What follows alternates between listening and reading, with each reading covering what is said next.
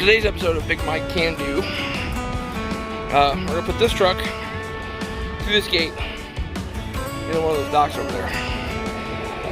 See how.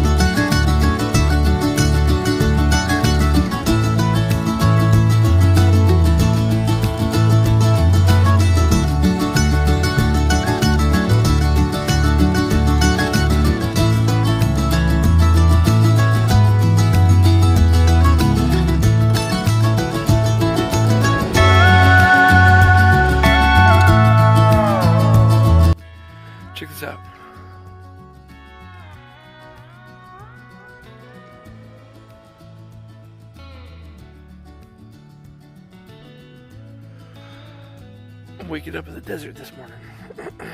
So, I'm actually on BLM land out here where the RTR was going out, or the not RTR was going on, and that's where it was.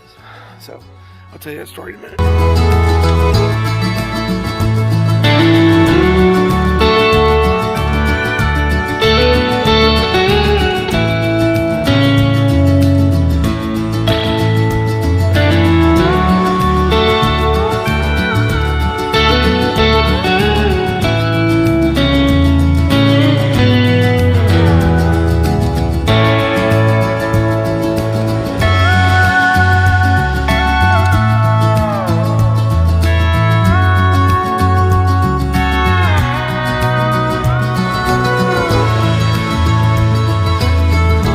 Morning. So, am I still in the desert? No. Look, but a little angled docking action going on for you.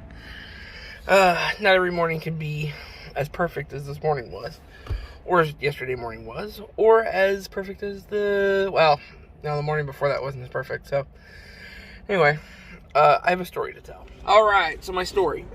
Anyway, so Thursday, I went down to, so last week I was at home, and I had some stuff to do, car stuff, and I had a project I was gonna try to work on, but that project didn't materialize. So it may not, I'm not 100%. So until I really know, I don't really want to say anything too much about it, because if it does happen, then it's gonna be exciting, and if it doesn't happen, then I'm gonna be disappointed, and I don't want to talk about it. So, anyway, so I went home. Thursday, went home for about a week, did a bunch of stuff, ran all over the place, got stuff done. Thursday, I picked up a load out of Bryan, Texas, and went to Albuquerque on Friday for a delivery, and then came here to Phoenix on Monday for a delivery. And, well, how did you end up in the desert? Well, Sasnak, I follow Sasnak, and he's out at the RTR, or the not RTR, as they're calling it, in the desert, right? And you're like, oh, okay, now you're putting two and two together. Well, let me get there. So, anyway, if you go back and watch his live feed from Friday evening, you'll see him answer a question about a 53-foot dry van and a freight checker. That was me.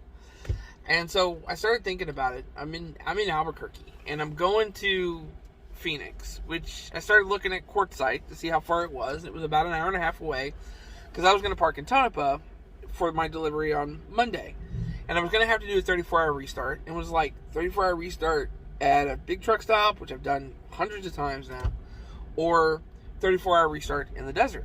I'm just like, I think I'd like to sit around a campfire, kind of chit chat with a bunch of people. I think that'd be a way more fun.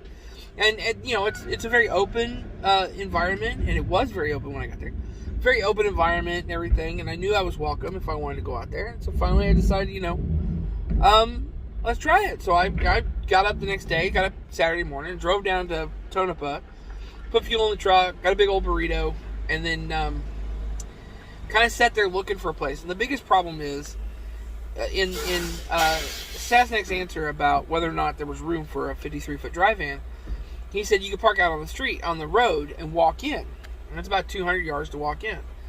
And I was like, yeah, but I want to be a part of the thing. I want to be in the camp with everybody. And there's definitely not room to get this truck and the trailer in there. So I started looking on Google Maps and everything, trying to figure out if there's somewhere nearby I could drop the trailer.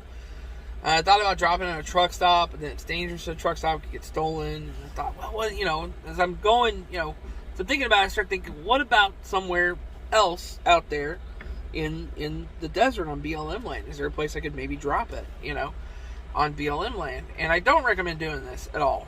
I'm crazy, so I don't think anybody really should do this. But me, I'm insane. So I started looking, and there might be some places near the camp I could drop it, still be able to see the trailer, and be able to keep kind of an eye on it, but also be a part of the camp. And so I'm like, well, let's go, So I I hit the road, drive the hour and a half out, out there, and come around, and right at the entrance to Mitchell Mine Road, it's like Dome Rock Road and Mitchell Mine Road kind of meet in it, kind of meet. So Dome Rock Road comes to a dead end, and then you turn down and go down Mitchell Mine Road. So I was like, that's cool. So hey, go in the back. I know you're hot because you're in the sun, so just go way down in the back, okay? Anyway, so you go down Mitchell Mine Road or whatever, and so right there at the corner, just right here in the corner, there was or more like this. So if you're looking at it from the map, right here in the corner was a place where I could drop the trailer. So I'm like, let's do that. So I come in, drop the trailer right here, and I went down Mitchell Mine Road and went to scout out to see if there was a place closer to the camp that I could drop the trailer. Because from Google Maps, what looks good may not be good, especially when you're looking at dirt and stuff like that. So I go in and scout it out, and I go all the way in, and the camp's down here somewhere, and then there's a, let's see, it'd be more, anyway, so the road comes in, and it makes a turn, basically. So you go all the way down the road, and it makes a turn like this. I think it goes this way, actually, but I'm trying to think what, anyway, just go with me on this, just talking it, So you go down, and if you're looking at the map, and this is south, and this is north, so you're looking at the map, it comes in and makes a turn like this, okay? And this disappears down in the thing. And there's a ditch right here, but in this area right here, there's a place that, you could park and camp. So I'm coming down the road, and the camp's over here and everything. I'm coming down the road, and I'll put pictures on this so you can kind of see what I'm talking about. And so, come down the road, and here is the place, and I'm like, well, I just keep going, and there was a big abandoned, single wide trailer. Somebody abandoned a trailer in there, right in here on the other side of the ditch. So I come down the road and I see this place, and I go down there and kind of turn around a little bit. Wow, there's plenty of room there. So I come back up, but Sazak made a video saying that in this area there was restricted camping. I couldn't remember where it was, and so instead of going to check the video, what I do? I go back up into the camp. I decided to go ask him. So I come down and do this, go back up to the camp. Well, I didn't know at the time Hobotech, and I don't know if you guys watch Hobotech or not. Hobotech was starting his live feed just as I was pulling in, and he caught me coming in, and was worried about me staying the night, and I think he was worried about me idling overnight. So, and I didn't know any of this was going on. I went back later and watched his live feed, and I don't follow him, but I went back later and watched the live feed because I knew I'd come in while he was filming. I thought, well, I'll see myself on camera, And I was later on camera, about the 3-hour mark. I actually get up on camera and talk a little bit or whatever, which was really cool. So anyway, I come in and ask Stan. Stan goes, "Oh yeah, you can park it over here, and this is the ditch. Don't go to the other side of the ditch." So all right, so go back out to I-10, pick up the trailer, come all the way back in here, and drop the trailer down here. And then I went out to the store to get some supplies, and I came back into the camp. And about an hour later, after I was on the live feed at the beginning, an hour and a half later, I come back into camp, and you can hear people like, "The semi's back," and it's, I'm like, well, I hope he doesn't think he's going to park here overnight. Well, they were worried about me idling overnight, but I wasn't going to ruin anybody else's solitude because I was looking for, quiet solitude as well. Well, not solitude, but I was looking for an enjoyable, relaxing experience. So I took the trailer all the way in, and I dropped it off, and came back to the camp, and I spent the weekend in the camp. So sat around the campfire, and we sang, songs. There was a guy playing a guitar at one point, and you'll see that on Hobotech's thing from Saturday night. And then I sat around the campfire and chit-chatted and just had a great time. And Stan asked me the night before on Saturday if he could do an interview with me, and so yesterday we did an interview. So I'm going to have an interview on Sazak's channel. So which is kind of cool. I've been watching him for a little while and everything, but it was an enjoyable weekend. So really had a good time. I have always wanted to go to an RTR, and for a long time now, about 4 years I would say, as long as I've known that they go on. And then on top of that, I would prefer to go in a van or a bus or something like that, but I don't have a van or a bus. I have this, and I've done some things to this truck that are kind of reflective of what you would do as far as van life is concerned. Like my my shelf up above me, behind me, and you can kind of see it here. So my shelf right there with the microwave and everything, and then where I have my TV mounted. Let's see if I can do this real quick. Where I have my TV mounted up here, you know, and this is, some of these ideas are ideas that I got from, you know, van lifers, you know, or at least it put me in the mindset of a van lifer to kind of think about these things and to think about how I can kind of improve my life in the truck, you know, because I think you can, as a truck driver, you can get a lot of really good tips from van lifers about how to do this or about how to do that, about how to mount this, about how to mount that. And you can fit some of those things into your truck with you. And so that's why there's a shelf back here. That's why there's, in this cabinet behind me, there's shelves in that cabinet to hold stuff. That's why there's a TV, you know, that hangs over the passenger seat. And that's why there's a bed for the dog that holds it and everything. And there's other things I want to do to the truck, a water tank and everything. So I have water on tap instead of, you know, other stuff. And I'll get around to that eventually if I keep this truck. So, which more than likely I probably will. I think I was thinking about trading it in when it got to 12 years old or whatever. But not 12 years old, 2 years old. Or when I had it 2 years. But I'm probably going to put a little bit of money into it here shortly. It needs an overhead. It's time for an overhead. And it probably needs a little front suspension work. Just, you know, just a refresh of a few things. But other than that, it was, yeah. So that's really kind of what's going on. You know, I try to do the scenery videos, and I do my opinion videos. Those are my opinions. When I get aggravated about something, I decide I want to talk about it. You know, and I try to do what I can talking about trucking. There's not a lot that I can really, I'm always leery about what I can and can't share. You know, it's my truck, but it's a lease purchase, and my boss does watch these things, or the guy that I work for does watch my videos. So I have to worry about, you know, what I can and can't say, and I should worry about that. It's respectful that way. So, but anyway, that's pretty much it. That's my story for this week. You know, I'm hoping to have some other stuff going on sooner, or soon, maybe. So I know right now it's all about making money.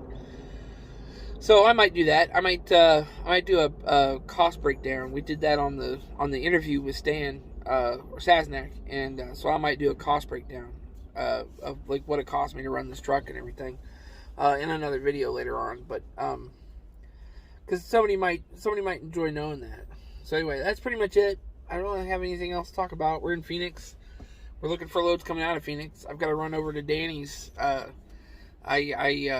washed the truck in Amarillo a couple of days ago, and then I went into the desert and got all this dust all over the truck and the trailer. So now I got to go over to Danny's truck wash here in Phoenix and get it washed so that it's clean when I go back out on the road. And the trailer's going to need a wash out from this load anyway. This is a window load. They like to leave a bunch of trash in there, and they won't take it out. That's why I don't like coming to this place. I won't say where I'm at, but